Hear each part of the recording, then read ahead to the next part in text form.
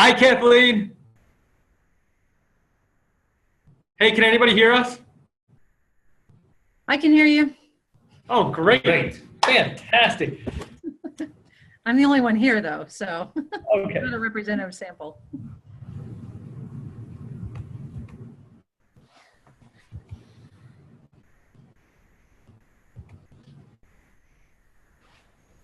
Okay.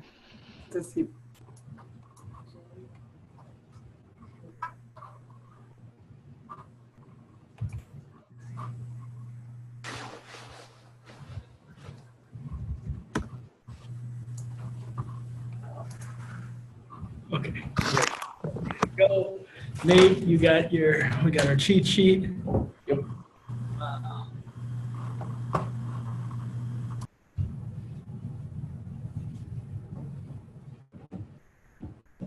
Garrett, Kelly, how are you guys? Great. I'm looking forward to the sea of faces that are about to show up. Yeah, me too. Yeah. I'm also really excited about this development.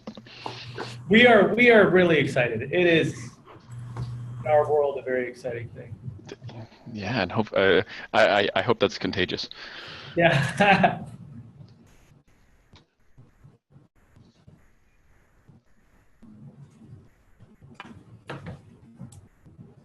How is Portland?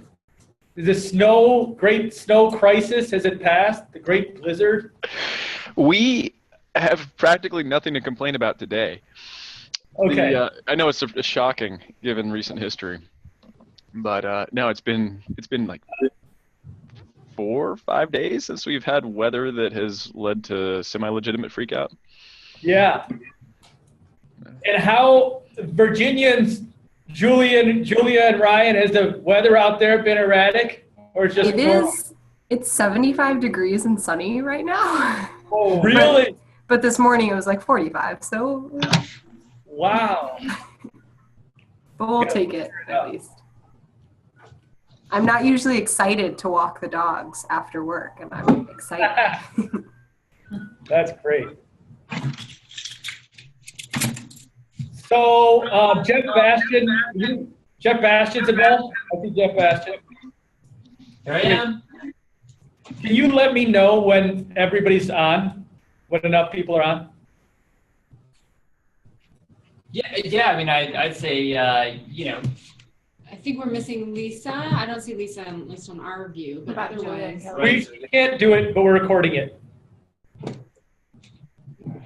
Lane, Kelly Crosswell, Kelly McClung. Let's see Kelly McClung. You're the dogs. Yeah. We're over on dogs. Here. We have a few non-video participants. I'm wondering if they could chime in with their names. Julia's here. Hi, Julia. Hi. Yeah, I mean, I think we should IM. It looks like Kelly McClung, Willa Howe, and Ryan. Will is here. I'm on Will the is phone. there. Oh, right, there we go. I'm the live audience. All right. Thank you.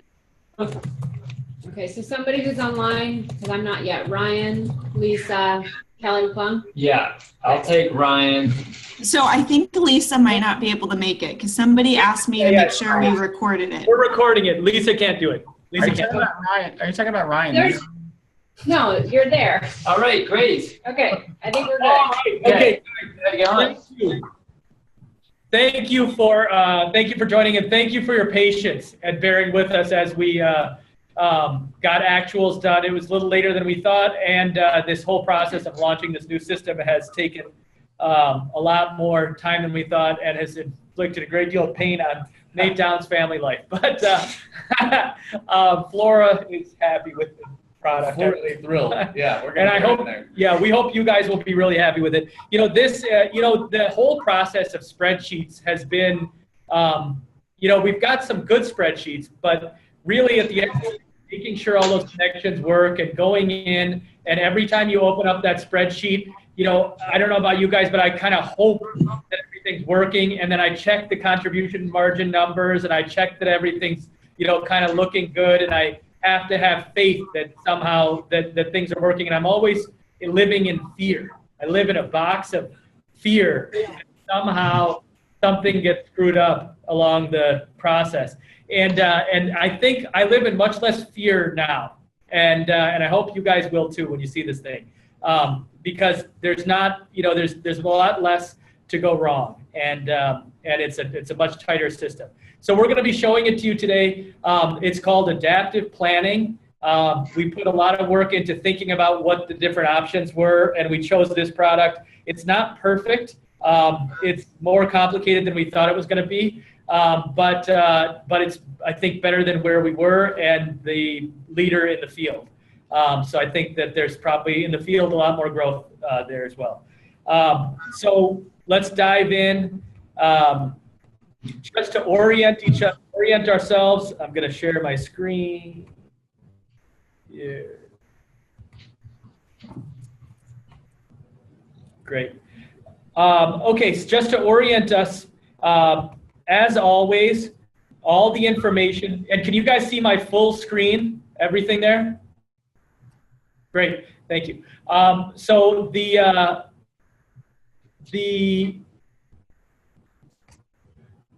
as always, you can find all the information you need up on Confluence in business intelligence. So if you go to the business intelligence space and then click on budgets and P&Ls, which is the top guy there, and there are a bunch of quick links. And it goes through here, there's some FAQs. When do we budget? We budget, we update our projections twice a year. This is the first time of the year that we're going to be updating the budgets. What's in a budget or P&L? It goes through the whole, what a budget is. All of you guys probably know all this stuff. And then there's some FAQs in terms of how do we allocate staff expenses. There's been a lot of questions this year on that. How do we budget for conferences and memberships? There's been some questions around that, and we'll just continue populating that. But this page is your starting point for the planning process. And to give you an idea of where we are on the timeline, today is February 7th, and the models are being released to P&L. You already got your final full year 2016 actuals. They're up on Confluence and in your old models. And a detailed timeline is below. We're shooting for projections to be finalized by the beginning of March. And I think that gives us plenty of time. So that's where we are in terms of timeline. Coming back to this page, there is a cloud planning quick start guide. And this is going to go through at a high level the information that we're going to go at a more detailed level through today, right? And so the tool that we use, as I mentioned before, is Adaptive Insights.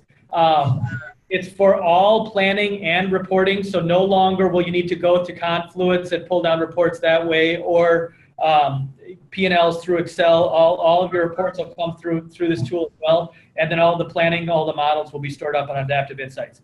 The way it's laid out is a lot like Excel. When we're looking at adaptive planning, there's going to be a lot of sheets, just like tabs in Excel. So there'll be a sheet for income statement. There'll be a sheet for direct marketing assumptions. There'll be a sheet for program assumptions, etc. And so all of the information is going to be in those sheets. Another term in adaptive is levels. When you're viewing a sheet, you can view them at the different levels, and you might guess that levels are each individual partnership, like DVP, SVP, etc., is a level, is a business unit at one level, and then you can go up to the UP, utility partnerships level, and it will roll up everything at those all the individual partnerships that live underneath UP, and then you can go up to the corporate level as well. So those are levels, and then the other concept is versions. So versions in adaptive are a lot like the model runs that we used to have. So you'll choose to look at an individual sheet at a particular level and in a particular version. So a version might be July 2016 working copy, a version might be actuals, a version might be July 2016 locked. All of those are, we're going to be grouping our versions by in folders.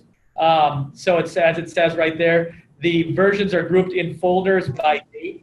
Each time we create a new set of projections, we create a new folder, and then within each folder is a version that is locked that does not change, that's your original plan, and then a version that's the working copy that kind of you can modify, and actuals replace plan as months are closed, right? So July 2016 was the last run we did. The locked version is locked forever, and then the working copy of that will, when July or August actuals come in, it'll flow into that copy, and the remaining plan will be there. So it'll be a melded version of actuals and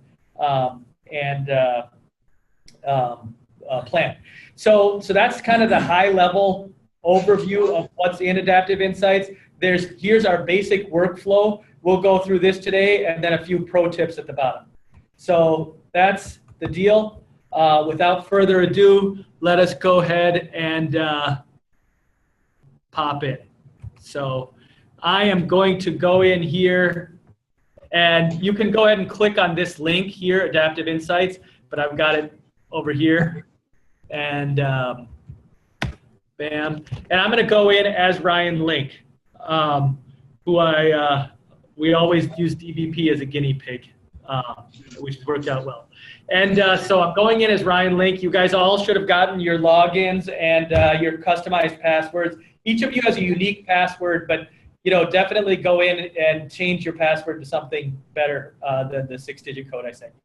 So here is Adaptive Insights 3 Degrees. This is your welcome page. You can configure this. You can select your own home page, do all sorts of stuff. There's articles, there's training, there's a knowledge base, documentation. There's all sorts of good stuff here. Feel free to cruise around. This tool is going to be a tool that we use for our projections, but I can see it growing into, we pay a good amount of money for this thing. So I can see it growing into something that you guys may use for many different ways that we're not even anticipating right now, just like Google Apps or Confluence.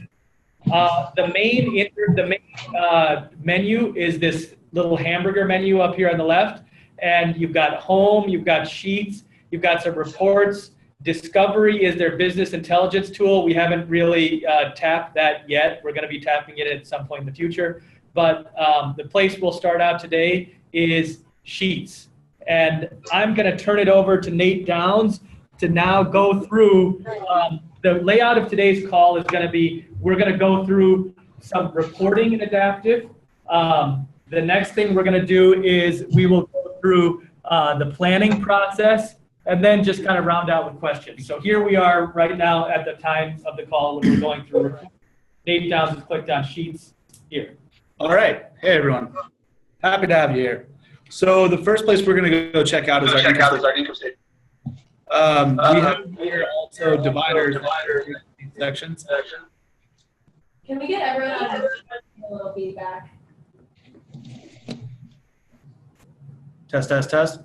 Great. Okay. Yeah. So you can see here that we've got all of your sheet selections broken up by some dividers here. So we have shared sheets like income statement, allocated expense assumptions, manual adjustments, and other expense assumptions. Those are universal. Those are going to be available at every level.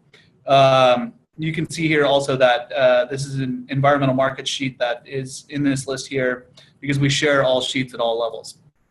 And then this is the UP section, which is broken up into subsections, including program information and assumptions, direct marketing tactics assumptions, and then some tactics reports and consulting revenues and reports in new UP business revenue and reports. So that's kind of going to be the workflow as well. When you get into the planning process, you're gonna check out the number 1 sheets that are the high level sheets, and then fill in your assumptions in the number 2 sheets, which is your direct marketing sheets. You'll fill in, if you're a consulting partnership, fill in the number 3 section, and then you'll go to number 4 for new UP. But that's, it's organized by group, and that's. Yeah, and we'll circle back to that during the planning piece. Yep. So for now, let's talk about the reporting. So first, we're going to go to income statement. And one of the things that's a really handy convention to keep in the front of your head when you're using this is that you can open up sheets in new tabs. By right-clicking. By right-clicking. That's what we did there. We just right-clicked, open a new tab. And so that drops us into our income statement. And oddly enough, the level is selected as utility partnerships only. So what we're going to do is we're going to select DVP. I assume it was saying that is our guinea pig. So in the upper right, you see 2 drop-down boxes. we've gone into a sheet, right? And the two drop-down boxes, one is the version and one is the level. Right, so versions are up here, and you can see the structure that Sumit was talking about earlier, where we have a folder for each model run, and then for July, you can see that you have a working copy and a locked copy there. We're going to start off, well, let's start off in the July 2016. Oh, okay, we'll start off in actuals. So actuals is one version of actuals that will house historical actuals through all time as we go. To declutter here, what I'm going to do is I'm going to use this toolbar at the top of the screen to change our view. And you can see kind of this grid with a filter symbol next to it. And what you can do in there is you can kind of add quarters, months, and or years. And so I just dropped the months off for this sheet that we're looking at right now. And if you click apply, it'll drop you down to just years. So here we are looking at DVP's 2014, 2015, and 2016 full year income statement. And so we'll start with our security blanket test, which is to look at contribution margin first and foremost. 2016 was just finished, and down here you can see that we finished the year at 1.038 million for them. And do we have Confluence open, or do I need to open a new one?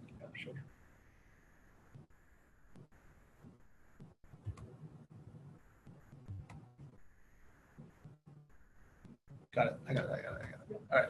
So if we go check Confluence to see how we're looking, you can see that December 2016 year-to-date actuals were 1,038,000.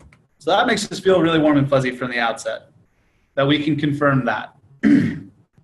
A few more features that you can see up along the top here are this save button. This blue bar carries across into every sheet. And so if you're working in a sheet where you can do data entry, you'll want to save after you make changes. That I changed the layout of this sheet by using this filter section. I can actually save that change as well. So if you have a particular view that you love, feel free, go ahead and save. Everything has been standardized. So when you drop in for the first time, you'll see something that we think is useful in terms of what's available to see. This is your refresh here. If data changes, you can use that to bring in new data or new assumption changes that you just modified. And we'll go over the rest of them as necessary as we kind of cruise through here. So within the income statement, you have account groups, right? And these are the 1,000 levels that we're used to, or 1,100 levels that we're used to seeing kind of throughout the modeling world and the accounting world. Or if not, we can talk about them today. So let's take a look here at 7,300. If you want to see kind of account level details, you can expand or collapse as you go.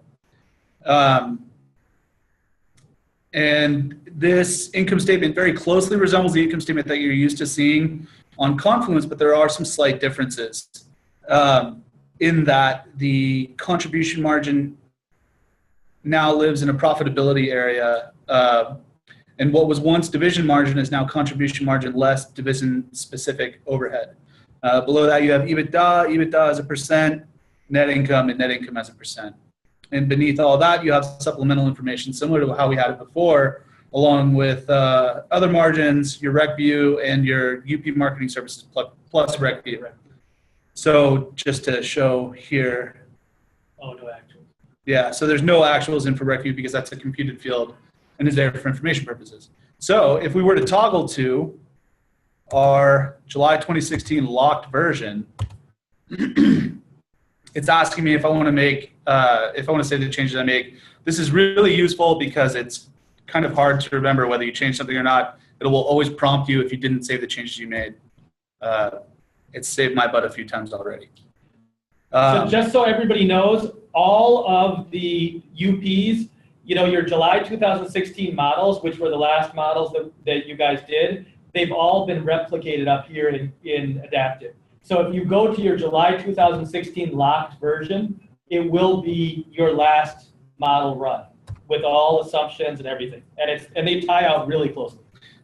Yeah, as Sumit alluded to, there's some slight noise, and it just got lost in translation as we brought it over. Most of it has to do with shifting sands and the staffing allocations as we close things out. So here we are in our July 2016 locked DVP version. And if we're going to go back to Confluence and check and see where we were when we finished this, we were projecting contribution margin of 848 in 2016 for DVP. And so if we pop back over here, we can see that contribution margin is 867, which is within that a close enough proximity that we've kind of assured ourselves that that doesn't grow bigger over divisions. The big ones here, there's really only a couple of partnerships that have deltas that big, and they're just because there was so much shifting around in staffing allocations that somebody shifted from one place to another, and we can't really find it anymore. So we've signed off on it. Yeah. But back to where we were, if we drop into RecView here, we can see that this RecView area is populating based on the projections. And you have rec revenue, rec COGS, rec gross margin, margin percent, et cetera, et cetera. And so, kind of moving on here, this is the July refresh, and so we can jump into January, or we can start moving through levels. Levels. Okay, so to toggle through levels, this is your level selector here. If you are going to be managing more than one profit and loss or more than one budget plan, you'll have different options here, where everybody has every option. Everybody has every option. Everybody has every option. So if you want to see what UP as a whole is looking like as of July 2016, here we are. It's as simple as that. This is pretty exciting when you consider how much time we all lost opening and closing different models, and especially when you consider what it took to echo changes throughout the modeling environment. So again, we'll go back here and get comfortable with what we're seeing here by checking the UP division. And this is the July 2016 refresh. And so what UP was originally projecting for 2016 was 2.529 million. And we can go back down here to our contribution margin and see we're at 2.495 million. It's about 30K of difference, which is the tolerable threshold we were talking about earlier. Does anybody have any questions on using these features here to toggle? We're getting feedback again if somebody's not on mute. Sorry, it's Stacia. I just took us off mute because I had a question. Great. Please go ahead. So I'm also logged into Adaptive just on my computer, and when I pull up the income statements, it shows me by month, and I can't figure out how to get the annual view like what you're showing. That's a great question. And this is listed on the Quick Start Guide, by the way, too. In a section called Pro Tips, it talks about this button. So up here at the top, there's basically a grid. On the Quick Start Guide from Budgets and P&L. Susan is saying, oh, okay, we don't have that up. So up here at the top in this toolbar, Stacia, there's a grid icon with basically what is the Microsoft Excel filter icon in front of it. And in there, you can kind of turn on and off months, quarters, years, etc. So right here, column display options, I've just selected, give me all the months for 16, 17, and 18. And the default view for your income statement will be full year and months, starting with the full year from previous. So you'll see 2015, 16 by month, 17, 18 by month with full years at the end here. Does that explain it? Yes, thank you. And another thing that's kind of handy is there's this indication that you're looking at actuals through June because they're green. And you'll see in your working copies as months close, the green will march across and will kind of expand out to December. So actually, if we were to drop into our working copy right now, we would see that actuals. We have another question too when you get to it. If you check the chat screen, it's where does the contribution margin percentage appear? So if you can incorporate that in, that'd be great. That's a great question. It appears that it doesn't exist. We don't have that. Yeah, so that's something that we can add. If that's a fan. That's a favorite. All right. All right, you got it. All right, thanks. And one other question, Nate. You mentioned needing to save before you move between sheets and versions. Is that correct? If and only if you want to keep the changes you made. Is there any prompt to remind you so you don't leave after and then lose all the work you did? Correct. We saw this briefly a moment ago, but what I'll do here is turn off months, right? So I change the way that this thing looks, and then I'll navigate away by clicking into another sheet. And it should stop me and say, changes were made. If you leave, they won't be saved. Okay, So, I could see myself forgetting that, so I'm glad there's a prompt. I can promise you it's a very, very handy thing. The only time you want to save is when you change a display option or if you actually enter data.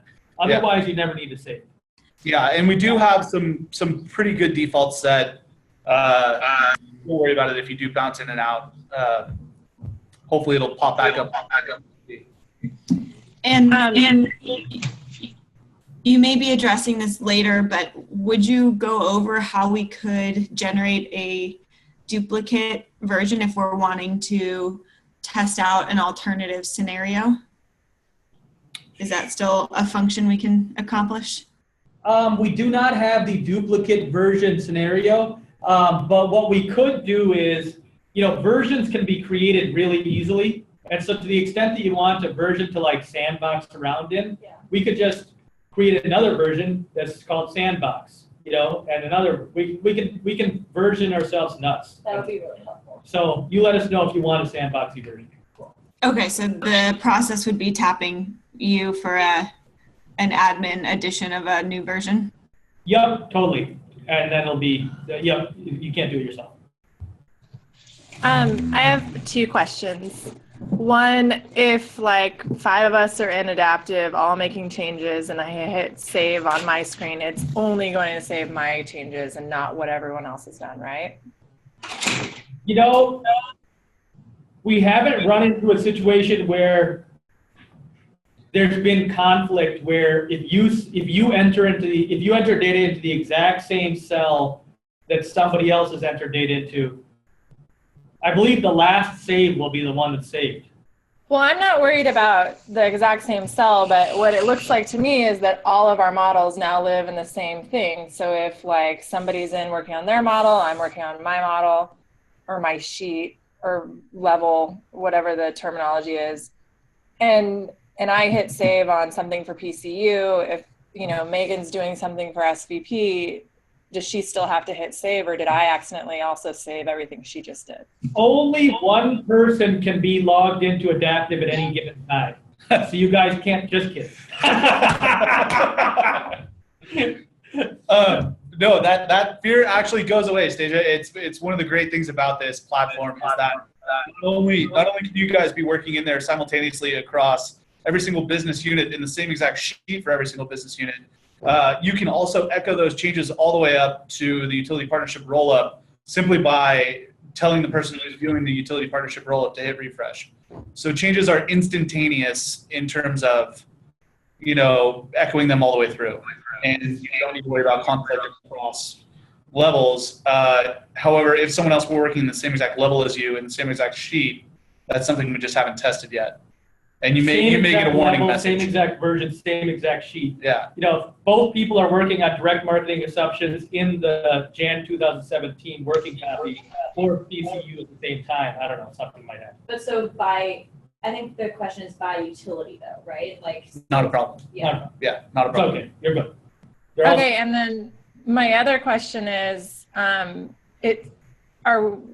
I going to have access to make changes in anybody's model? Like, how vigilant do you think we're going to have to be about paying attention to what model we're in and what we're messing with, or are there some kind of security controls access? There's not security right now. So we designed it with openness and transparency the same way that the old models work. So in the old world, if you wanted to go in and change change somebody else's model, they were all on the U drive, so you could do it. You just wouldn't. I'm not concerned about intent. I'm concerned about mistakes. Like before, I'd have to actually click through a couple different folders and open up somebody's, like the likelihood that I'd accidentally open someone else's model on accident is pretty low, but it looks to me like all I'd have to do is just not toggle down far enough in a drop-down menu to open up someone's model now. Yeah. There's a full audit trail. We haven't experimented around with it yet that much, but there is a full audit trail. So every change is logged.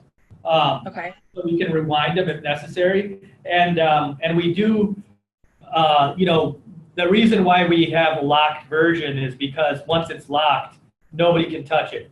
And so you've always got that one to fall back on. Okay. But it sounds like we should pay attention to what we're doing.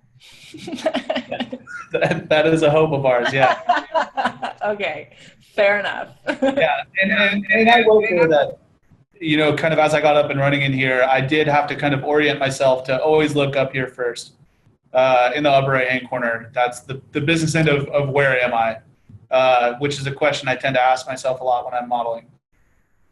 Great. Move on? Yeah, so Okay, great. moving on back to Sumit. So we're moving on back. Okay, so a couple other things to note. So that's reporting, right? The only other thing to note is that there is some handy dandy stuff up here in the display options. There's a tab called version comparison. So let's say I was looking at, let's say, DVP and say, okay, DVP, I'm looking at the July 2016 locked version, which was the last guy.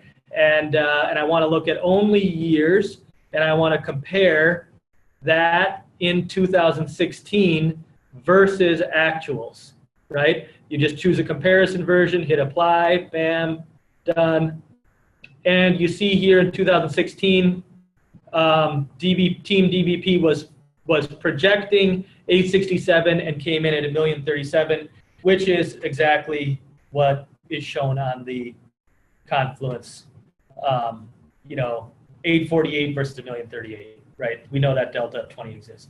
So that comparisons thing is handy dandy. All of this stuff is mentioned here on this quick start guide.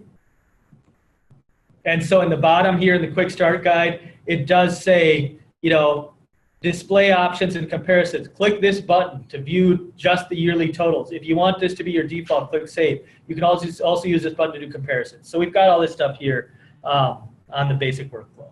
So that's the reporting. We're about halfway through, so I think we should shift over to the planning side. So one thing to note that is different in adaptive and the Excel models is customer actuals. But I guess, first of all, the basic workflow. We've gone over this high level up here at the top, sheets, levels, and versions. The basic workflow is at the start of each modeling period, you'll get an email telling you to log in and work in this version, January 2017 working copy.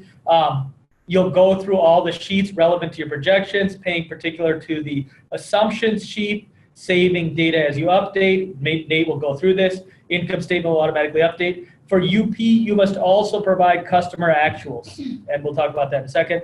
Then when you're satisfied, notify the finance team and we'll review and make any adjustments. In this case, you'll also notify Jeff, and he'll be talking, Jeff and Amanda will be talking to you about what you projected. And then once all that's done, we'll create a new lockdown version, and then you'll start having a working copy that will advance as time goes. And anytime you want to see actuals, there's actuals, and then rinse and repeat. That's the basic workflow, right? The only other thing on this quick start guide that we haven't gone through, we've gone through this thing here. We haven't gone through customer actuals. And so for UP, we need to provide customer actuals, basically just the number of customers and usage for the 2 months prior to the plan sheet and as you go in order for the working copy of the plan to update. You guys are used to that. And so please see UP customer actuals. In order for the models to update, we need to provide customer actuals. You need to just update your actuals in this Google Sheet, and then tell Nate Downs, and he will push them up to adaptive. So there's a tab for each of you guys. For DVP, because they're the guinea pig, we went ahead and we said, okay, the customer actuals for August through the end of the year, we just basically took July and kind of flatlined usage and customer numbers so that we could have something to project. So when you go into all your models here in adaptive, most of your models will look, your January 2017 models will look very bad because there will be zeros for customer actuals in December. And then when January comes around, it's going to be growing from a base of 0. So you need to update that Google Sheet, tell Nate Downs to push it, and then your models will start working. But DBP, because there's special Snowflake, has a working copy because we created it. And so now Nate Downs is going to be going over the planning process, acting like Ryan Link. Right. So here I am. It's me, Ryan. Right. And getting some feedback there. I think we're better. Okay. So here we are in the Jan 2017 working copy. Make sure you go drop that thing down. Make sure. So here we are in January 17 working copy. So once everybody's checked in, there will be a lock copy in here, but for now there's not. So until March 1, most likely. And so let's get to the planning aspect of this. So you're going to do your planning in the sheets as we all intended. I still have this sheets thing open. So from sheets, you can get to different levels and to different versions as well. So you do, as Stacia was saying, want to verify, am I in the working copy that I mean to be in, and am I at the level that I want to be in? And so, for the UP sheets, what you're going to see down here is your program information. Let's open that one up. Then we've got program assumptions. Let's open that one up. And we'll take a look at those too. So program information, generally speaking, is here, right? You have your program ID similar to what was in the models. This doesn't need to change. You have your customer type, rate type, supply type is almost always going to be Rex, product name, and then notes and position ID notes. This position ID note has to do with where these contracts live in Artemis, and so you guys don't need to update that. But it does speak to if you recently went through a contract extension or if we need to update rec price assumptions or anything like that. It's a good time to bring that up during this process to make sure that everything's the most current. So this is your program assumption sheet, and you have a bunch of different levels of assumptions here. I'm actually going to flatten all these out so we can go through them one by one. So we have customer assumptions here, and again we have months, and we've set this one up, we've set this sheet up so that it starts at the start of plan minus 2 months, because most of these formulas are driven by a short lag. This is the most complicated sheet you'll see.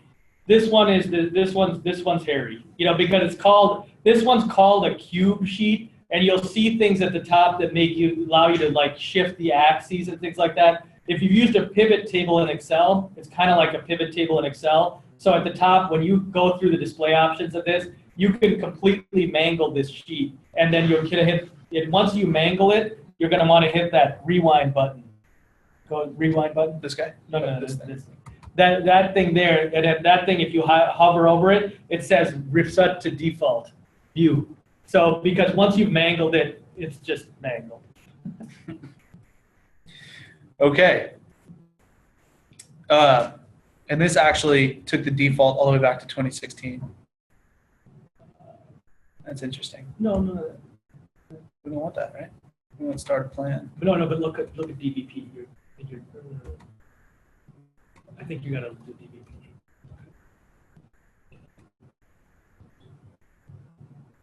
This should never happen in reality. We're going to fix a setting that we forgot to fix. Well, great. So it's going to look the same way that it would if you were to drop in anyways, because we didn't say. So really all Nate's doing is configuring which rows show, which columns show. Yeah.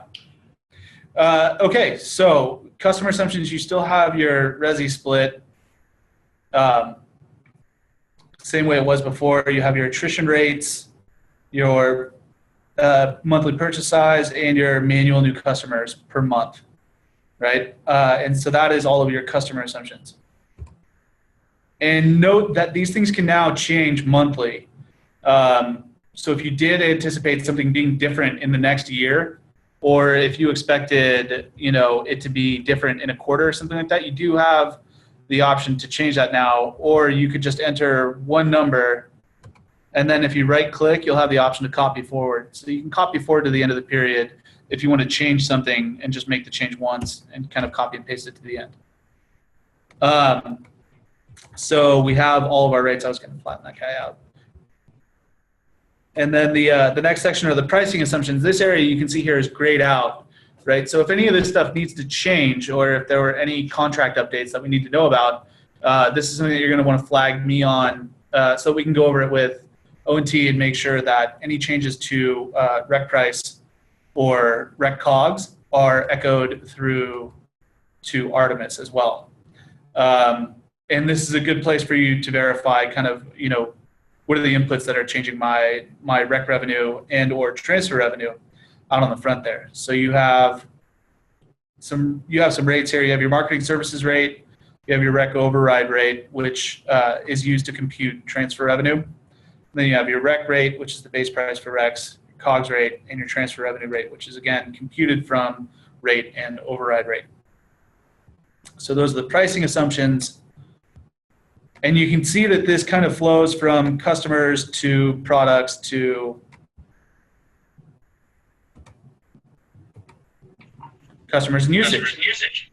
Okay, Nate, I just wanted to flag that there's a couple more questions coming through the chat box.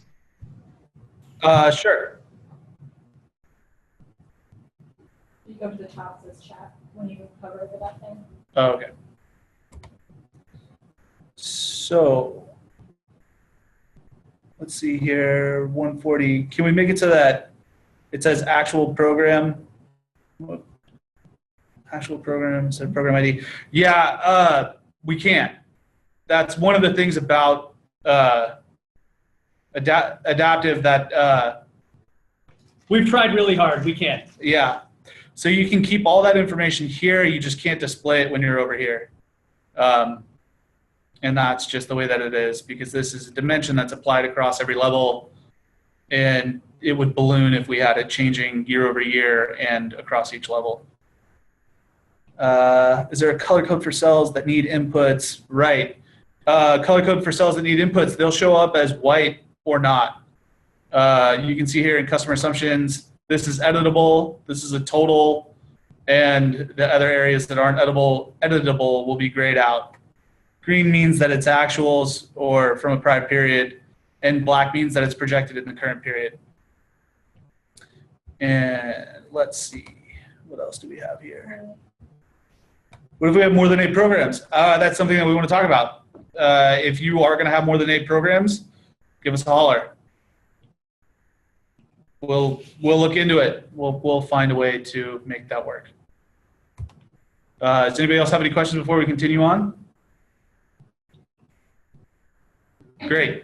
Okay, so similarly to the marketing services tab in the old model, here you have kind of running totals for new customers based off of the inputs that you've made, attrition, total customers, and usage. And of course, that flows down to revenue, transfer revenue, rec revenue, and rec cogs. And those will all flow to the income statement. But I think kind of an easier thing to look at and for us to test would be direct marketing tactics.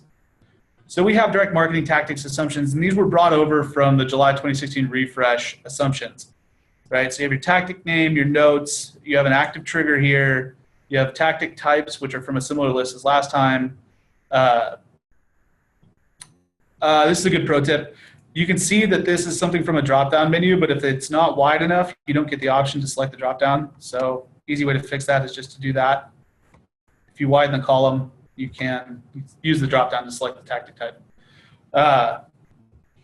And so you have the account that the expenses are going to go to, the unit cost, and the response rate for the tactics, and then months. You have your lag months here, and then the months during which you're going to deploy the tactics. So let's say I'm going to go to the income statement here, and we're going to run a little test to see kind of how this works. So if we go to the income statement for January 2017, working copy, and we drop it down to years, we can see that our contribution margin from what was carried forward for 2017 is $661 662,000 rounded up. And if we were to go back in here and change our response rate from 0.025% to, let's say, 2%, we got a couple big tactics being deployed out here in May and June. So let's save that and see if it changes anything. Hopefully it will. So from this page, when you click that top left hamburger icon and you're clicking the other sheets, it's taking you to the same level in the same version. Yeah, it will drop you into that intuitively. Yeah. Okay, so because that sheet view is different than the homepage one that you showed us in the first one, where you kind of have to select all. You can use either one. Okay. Yeah, you can have this thing open in the background, or you can use the drop down. It's all what you're more comfortable with. So we just changed our direct marketing tactic assumption response rate for 2017, which is really just year one, to 2%.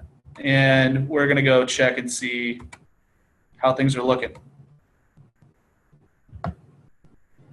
So contribution margin ballooned. Great. Got a lot of enrollments and saw some more revenue coming in. And again, I'm getting a little feedback there. You can explore and go see kind of what's driving that from the income statement level. He right-clicked and clicked Explore. Yeah, so within a sheet, you have you can toggle your display options or explore a cell. And so here we are, we're gonna go just look at Q2 17, and since we're drilling, and you can see here it kind of lines up what are the inputs coming from here. This doesn't really explain the story that well, so what we should do is go back over here to our program assumptions sheet, the cube that we were looking at earlier. Right, this is the big sheet here that's going to show us where these new customers are coming from. So if we close down customer pricing assumptions and we go to our new customers section, we can see here that in June and July of 2017, we've got a bunch of new customers coming through. And again, you can also use the Explore option here to kind of tell the story a little bit more. Explore option's kind of clunky. You can use it. You can try to see if it helps you figure things out, but it's good. It's just yeah. So I'm hovering over this, right, and this says direct marketing tactics, assumptions, enrollments. So this actually says this 26,000 is coming in from direct marketing tactics, right?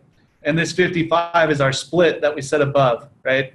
And this 188 is going to be coming in from outreach. So you have, similar to the way the formulas used to work, you know, here are your enrollments from outreach, here are your enrollments from direct marketing, and here's your split. But again, you know, maybe some of you will be really comfortable using that, maybe some of you won't. It's an option. I think we had some questions. Can we change response rates from a percentage to a number? Like if we expect 200 enrollments per month, it's cleaner looking to enter 200 rather than 20,000. we can't. You know, yeah. Right now, this is much more rigid than Excel. If we don't have the option, it's not like Excel where we could have one model working one way and another model working another way. Every model works the same way. So for now, there's not an option. So you got to go 20,000%. Yeah. Yeah. Any other questions on what you've seen so far in the planning section?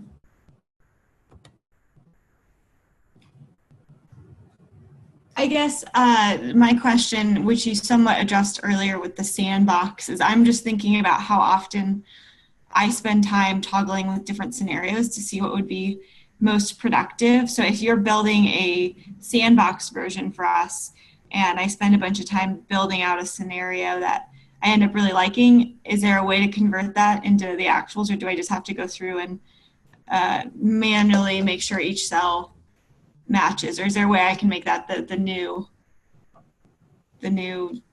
working copy? I think you'll probably have to bring over your adjusted assumptions, but you can have a tab open for each. So like, let's say I wanted to bring over something from the previous version for this direct marketing tactics. I just opened up a new tab for this, and I'm going to drop into a different version.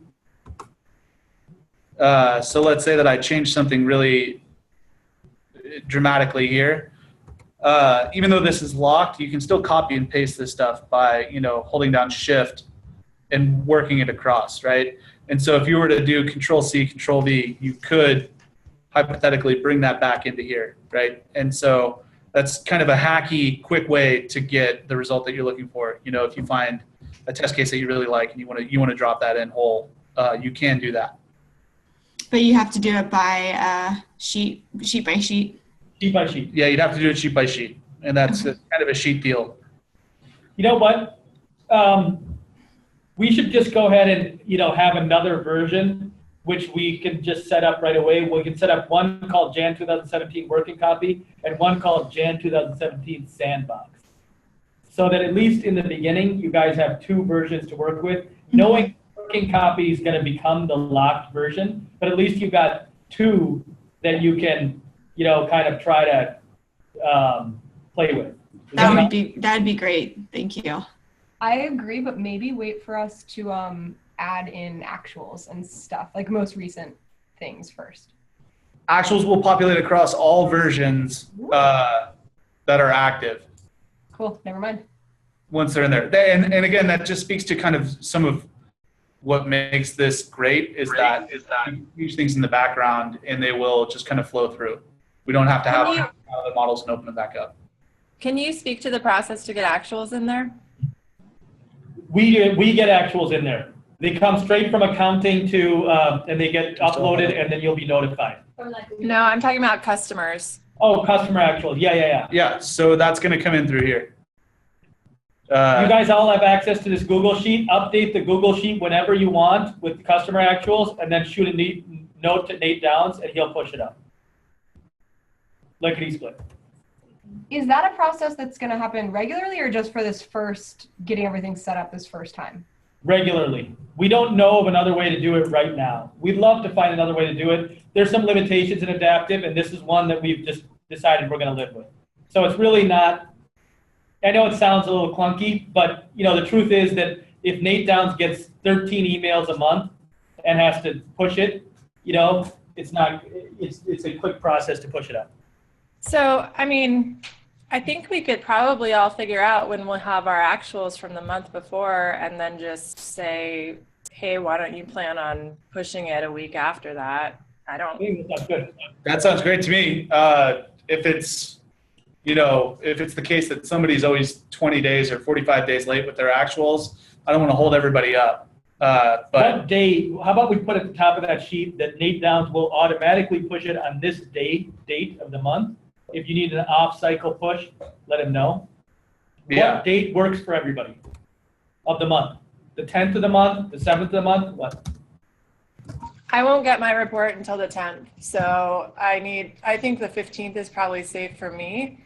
But I don't want to, if other people need more time, I don't want to dictate that. Okay, great. So he'll push it automatically on the 15th. We save that later. Okay, okay. Great. Okay. Just save it. Okay, right, we're here. All right, so. Okay, great. So that's kind of the deal, guys. You're going to have to go through each one of these sheets. You're going to be learning a new system, and you're going to be learning, what's that? Show them add and remove rows. That was what I was going to do next. Oh, okay, add and remove rows. Okay, yeah. If you're looking at the direct marketing tactics, one thing you're going to want to do sometimes is add a row. Right here, add row. And then you're going to add a whole new tactic there. Pretty standard operation. Okay, so, but really, I know we only have a few minutes left on the call. So, you're going to be going through each one of these sheets, learning how it works. It's really just a copy of what was going on in Excel before. So nothing there should surprise you, and you should be able to see how things are working. Definitely feel free to contact Nate or myself anytime. Give us a call, and we can walk you through stuff. We're more than happy to just hang out with people. Can you turn on or off? You can turn on and off a tactic. So you can just go over here and say tactic. Active, yes, no. Active, yes, no. There you go. active is obviously on, there's off. So you can do all that kind of stuff. So, so you just go through and populate it and let us know. Now, one thing I did want to show you before you leave is you guys might end up tootling around in this reports land. And reports, I think it's pretty powerful, but we've only started to think about it. And so for example here, you know, you can choose, you know, in reports, you just cruise through and you'll see some shared reports. That's where we've been starting to populate some reports that we think are going to be handy. And that should grow.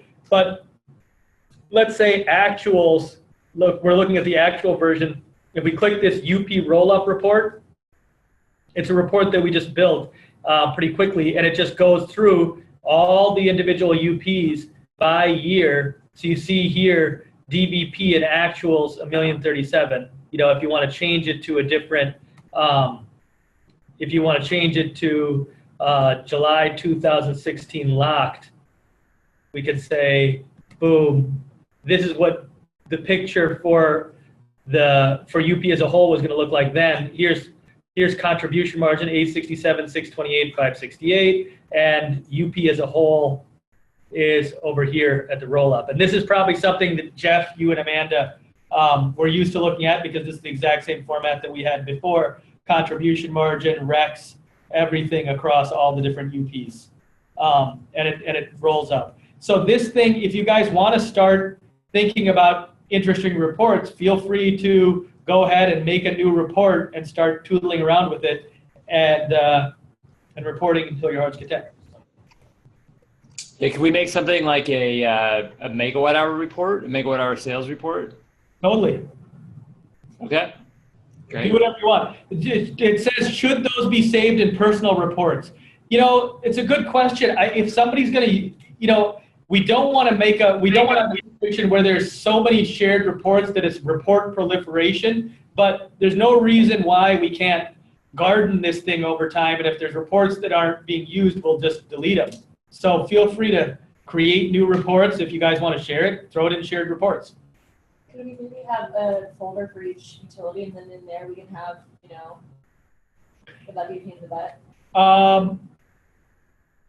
I don't even know how to create a folder, frankly, but, you know, yeah, I don't even know how to create a folder. But that was just a thought. I mean, yeah, I don't think you can create a folder, it looks like. But yeah, I don't see one. But yeah, so feel free to create some shared reports. Why not? Have fun. Yeah, between the reporting module and discovery, you know, we really hope that we can enrich that reporting environment for everybody across the company, such that we can visualize our business intelligence and all this great data that we've been pulling together. Discovery is going to be a much more, you know, there's this whole future world that we're going to be going into at some point, which is discovery. And discovery is going to have things like, you know, graphs. So like at some point, we're going to start to figure out how to use this thing that we don't know how to use right now.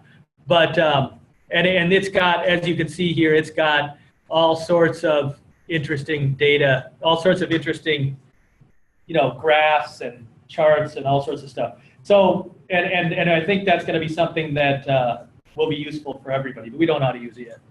So that's the deal. So any questions in our last 2 minutes?